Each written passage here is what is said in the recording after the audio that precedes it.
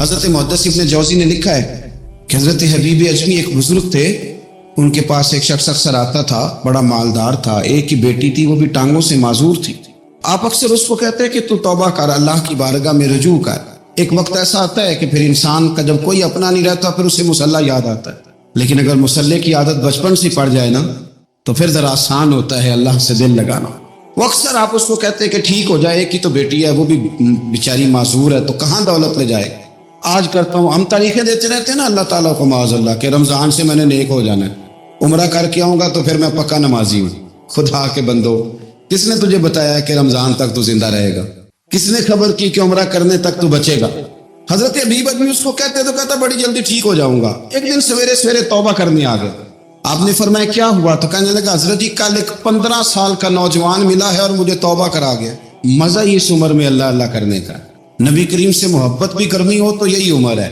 عشق لگا سی کھیڈاں کھیڈ دینی تے پھر مینوں کھیڈاں بھول گئیاں، کجل پایا سی میں یار دے ویکھنے نو، پھر او دی یاد وچ روندیاں ہی ڈل گئیاں۔ حیدر شاہ اس گلی کدے نہ رول دی، پر ہن تے رول گئی۔ جن لوگوں نے ابو جہل کو قتل کیا تھا ان کی عمریں بھی 15 سال۔ ہم تو بڑے نہیں نہ ہوتے ساری زندگی، نہ ہمیں کو بڑا ہونے دیتا ہے، ہم بڑے ہی نہیں ہوتے، یہ تو عمر ہے کچھ کل گزرنے۔ 15 سال کا نوجوان توبہ کرا گیا تو حضرت حبیب اجمی کہنے لگے وہ کیسے؟ کہنے لگا حضرت جی میں کل منڈی گیا تھا، مجھے کچھ سامان خریدنا تھا، تو بغداد کے بازار سے میں نے مچھلی خرید لی 10 کلو، باقی بھی سامان تب خود لے جا نہیں سکتا تھا، تو مزدور آپ کو پتہ ہے بیچارے آج بھی سڑکوں پہ بیٹھے، مزدور بیٹھے تھے، تو ان میں ایک نوجوان 14-15 سال کا، چہرے پہ بڑی روشنی۔ میں نے اس کو کہا بیٹے مزدوری کرو گے؟ کہنے لگا حضور مزدوری بھی کرتا ہوں، پڑھائی بھی کرتا ہوں، اور جو اللہ کو منظور ہو اس کی عبادت بھی کرتا ہوں۔ میں نے اسے کہا کہ یہ میرا سامان ہے فلان جگہ پہنچانا، کیا لوگے؟ کہنے لگا 3 دینار مزدوری۔ سودا طے ہو گیا، اس نے سامان اٹھا لیا۔ کہتے ہیں رستے میں ظہر کا وقت ہو گیا، کہنے لگا چچا اگر اجازت ہو تو نماز پڑھ لوں۔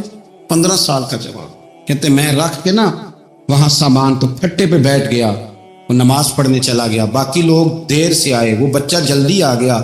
میں نے کہا بیٹے آپ جلدی آ گئے؟ کہنے لگے نفل چھوڑ دیے، اب یہی نہ سمجھ لیں کہ کام چور ہے، میں بعد میں پڑھ لوں گا۔ کہتے ہیں وہ دوپہر کا وقت، رمضان بھی نہیں تھا، میں اس بچے کو نوجوان گھر لے گیا اور میں نے اپنی بیوی سے کہا کہ بڑا نیک ہے، نمازی ہے، اور راستے میں یہ بھی ہوا ہے کہ میں نے اسے ایک دفعہ کہا ہے کہ یہ مجھے تھوڑی دیر کے لیے دے دو، گرمی بڑی ہے، تمہیں پسینہ آ رہا ہے، میں اٹھا لیتا ہوں۔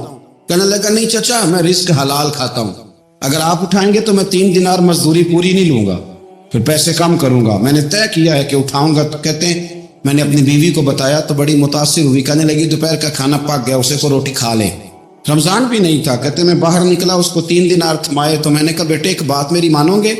کہنے لگا بتائیے۔ میں نے کہا کھانا پکائے کھا لو۔ کہنے لگا میں معافی چاہتا ہوں، میں نے روزہ رکھا ہوا ہے۔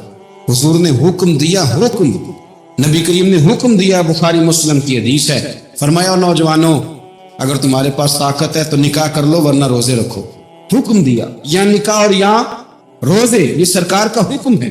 بھائی نفلی روزہ نفس کی قوتوں کو کچلتا ہے، انسان میں نورانیت اور روحانیت لاتا ہے۔ کہتے وہ کہنے لگا میں نے روزہ رکھا ہے، میں اور متاثر ہو گیا۔ میں نے کہا اب کیا کرو گے، کہیں اور جانا ہے؟ کہنے لگا نہیں، میں جس دن 3 دینار کما لیتا ہوں پھر میں مزید لالچ نہیں کرتا، باقی وقت یا قرآن مجید پڑھتا رہتا ہوں یا نبی پاک پہ درود شریف پڑھتا رہتا ہوں۔ آپ بتائیں تو میں نے کہا کہ افطار میرے ساتھ کر لو۔ کہتے ہیں میں اسے مسجد چھوڑ آیا اور خود میں لوٹ آیا، افطار کے بعد میں اسے لایا، کھانا کھلایا، عشاء پڑھی، اس کا گھر دور تھا، میں نے ڈرائنگ روم کھول دیا، بیٹھک کھول دی، وہیں وہ سو گیا۔ میری 20 سال کی معذور بچی کبھی چل نہیں سکتی تھی، کوئی طبیب کوئی حکیم میں نے چھوڑا نہیں تھا اس کو دکھایا نہ ہو، ایک ہی بیٹی وہ بھی معذور پیدائشی۔ اس کے کمرے میں گئے، میاں بیوی اسے کھانا کھلا اور بتایا بیٹے ایک نوجوان ہے، بڑا نیک ہے ہمارے گھر میں، آج بڑا پرہیزگار۔ پتہ ہے حضور نے کیا فرمایا؟ نبی کریم فرماتے ہیں جب نوجوان اٹھ کے تہجد پڑھتا ہے نا نوجوان، تو اللہ فرشتوں کے سامنے اس نوجوان پر فخر فرماتا ہے۔ اللہ فخر کرتا ہے کہ عمر دیکھو اور دیکھو یہ میری بارگاہ، اللہ فخر کرتا ہے، اللہ یعنی خدا خود میرے مجلس بول، اللہ فخر کرتا ہے۔ اب سوچے تو ہم نے اپنی بیٹی کو بتایا کہ نوجوان اور بڑا نیک ہے، تو کہتے ہیں وہ کھانا کھلا کے واپس آ گئے، آدھی رات کا وقت ہوا تو دروازے پہ دستک ہوئی، بچی اپنے کمرے میں سو رہی تھی، ہم اپنے کمرے میں، وہ بیٹھے گھبرا کر تھے کہ اس وقت کون ہے دروازے پہ؟ تو بیٹی کہنے لگی ابا دروازہ تو کھولنا۔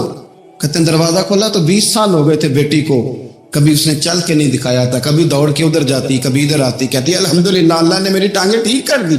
ہم دونوں رونے لگے، اے اللہ تو کتنا کریم ہے، کیسے ہوا بیٹے سارا کچھ؟ بیٹی کہنے لگی ابا آپ نے کہا تھا نا کہ نیک نوجوان آیا ہے، تو میرے دل میں خیال آیا اللہ اگر واقعی نیک ہے تو اس کے صدقے مجھے شفا ہی دے دے۔ یا ایھا الذین آمنوا اتقوا اللہ وابتغوا الیہ الوسیلہ، تو کہنے لگی ابھی میری دعا بھی پوری نہیں ہوئی تو رب کریم نے فضل کیا ہے اور مجھے شفا عطا کر دی۔ کہتے ہم دوڑ کے اس کے کمرے میں گئے اور جب ہم نے ہاتھ رکھا تو دروازہ پہلے سے کھلا تھا، ایک خط چھوڑ گیا تھا۔ آج کل کے پیر کی کرامت ہوتی تو فیس بک پہ دے دیتا، باقیوں کو بھی ذرا پتہ چلے۔ کہتے ہیں وہ خط چھوڑ گیا اپنے بستر پہ کہ اگر تم لوگوں کو مجھ سے محبت ہو گئی ہے تو میرے پیچھے نہ دوڑنا، اس رب کی بارگاہ میں جھکنا جس رب نے میرے اوپر بھی فضل فرمایا ہے اور آپ پر بھی کرم فرمایا۔ میرے نوجوان دوستو، یہ جو بچپنا ہمیں لوگ کہتے ہیں نا ابھی بچے ہو، ابھی جب آپ بالغ ہو گئے تو نماز فرض ہو گئی، سچ بولنا ضروری ہو گیا، رزق حلال کھانا ضروری ہو گیا، شریعت ساری کی ساری لاگو ہو۔ ایک تو درگزر سے کام لیں، دوسرا اپنی زندگی کے اندر خواہشات کو چھوڑیں۔ سادہ کھانا تو ویسے ہی انسان کو تندرست رکھتا ہے، یہ جو چکر ہم نے ڈالا ہوا ہے نا مرضیاں کرنے کا، اب موٹر سائیکل بالکل اچھی بھلی ہوتی ہے پر سفارش یہ ہے کہ ماڈل پرانا ہو گیا ہے، تو یہ تو کمزور لوگوں کی علامت